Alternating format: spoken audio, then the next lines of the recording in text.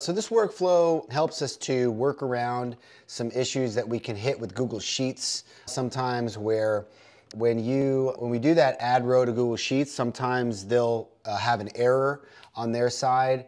And MESA has the ability to retry the error one time, but sometimes that's not enough. And we are working on some more involved retry logic to handle this in the future. But until then, this is a workaround that you can use to get around those issues. So here's the template, and let's go ahead and install this baby. All right, so there's actually two workflows here. The first one here, what we're doing is we are saving. When the order is created, we're gonna save it into data by MESA. And let me show you that real quick. So we've got this order queue table, and we're gonna pop it in here. And then we've got a schedule here, an hourly schedule. And when you install that template, it's gonna want to connect you up to Google Sheets.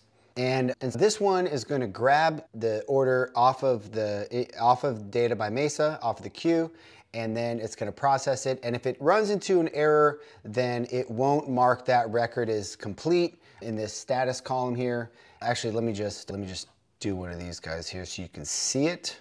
So here we go. This is running when an order is created, saving it into data, and then when it comes here, it'll come in as pending. And then when this guy runs, it will grab any of those pending records, and it'll go ahead and add them into Sheets. And it's doing a row for each line item.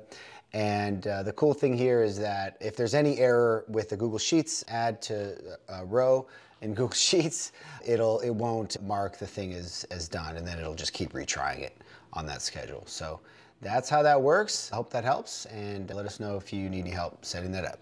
Good day. Goodbye.